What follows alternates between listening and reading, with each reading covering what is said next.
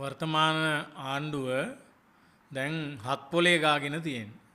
කිසිම දෙයක් හරියට කරන්න බැරි ආණ්ඩුවක් බවට මේ ආණ්ඩුව පරිවර්තනය වෙලා තියෙනවා. ලදරුවෝ 150 ගාණක් ඇවිල්ලා ආණ්ඩුවක් කරනවා වගේ තමයි පේන්නේ. කරන හැම දෙයක්ම ෆේල් අසාර්ථකයි. එකම එක දෙයක්වත් හරියට කරගන්න බෑ. ඉතින් මේක නිසාම රට බරපතල විදියට ආපස්සට යන තත්වයක් තමයි පේන්න තියෙන්නේ. දැන් ගල්ලංගුරු ගෙනල්ලා වංචා කරලා නෑ අපි වංචා කරේ නෑ කියලා ජනාධිපතිවරයාත් ඇවිල්ලා ඒක පාර්ලිමේන්තුවේ හොදලා අන්තිමට ගල්ලංගුරු වංචාව එළිදරව් වුණා. ඊට පස්සේ ඒක උඩට ආවා තෙල් වංචාව. තෙල් බැරල් එකක් ඩොලර් 286ට අරගෙන ලෝක වෙළඳ පොලේ 190ට 210ට විතර තියෙද්දි විශාල ඩොලර් ප්‍රමාණයක වංචාවක් දැන් ආණ්ඩුව කරලා තියෙනවා. ඇමතිවරයාත් දැන් ඉල්ලා අස්වලා තියෙනවා, ලේකම්වරයාත් ඉල්ලා අස්වලා තියෙනවා, මහාචාර්යවරයෙක්. හැබැයි මේ වංචා වලින් සිද්ධ වෙච්ච අගතියේ පාඩුව ජනතාවට ගෙවන්න සිද්ධ වෙලා තියෙනවා. මේක අනුර කුමාර ගෙවන්නේ නැහැ.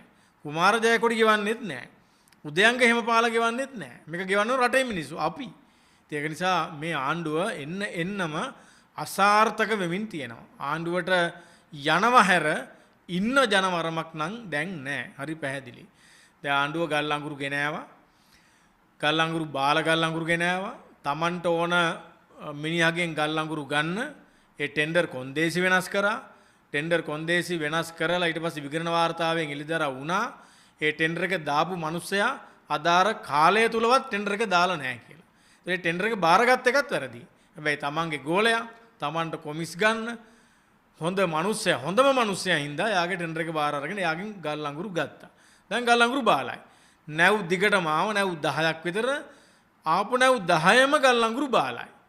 මේගොල්ලෝ කිව්වා නෑ ගල් අඟුරු බාලා නෑ කියලා. ඒගොල්ලෝ පරීක්ෂා කරන්න හැදුවා මේක ඒගොල්ලොන්ගේ ආයතන හරහා. නමුත් ඒක හරි ගියේ නෑ. පරීක්ෂා කරපු හැම තැනකදීම බාල ගල් අඟුරු බව ඔප්පු වුණා.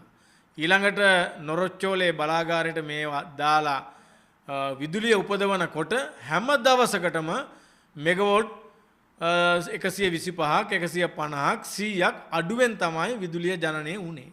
දැන් මේ විදුලිය ජනනය වෙන එක අඩුව වළක්ව ගන්න ආණ්ඩුව ඩීසල් වලින් විදුලිය හැදුවා. එහෙම තමයි දැන් මේ ලයිට් නොකපා ඉන්නේ. ලයිට් අපිට නොකිය කපනවා ටික. හැබැයි මහා පරිමාණයෙන් නොකපා ඉන්න වැඩේ සලස්ස ගත්තා.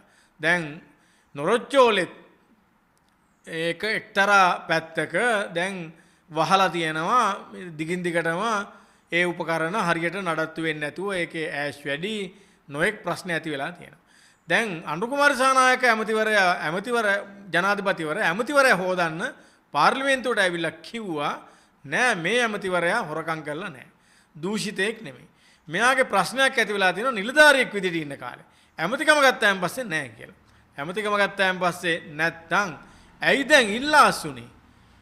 ඇයි ලේකම්වරයා ඉල්ලාසුනේ? ඇමතිවරයාත් ඉල්ලාසුණා, ලේකම්වරයාත් ඉල්ලාසුණා. දැන් කියන මේ පරීක්ෂණයට අගතියක් වෙයි කියලා තමයි අපි ඉල්ලාස් කරේ කියලා.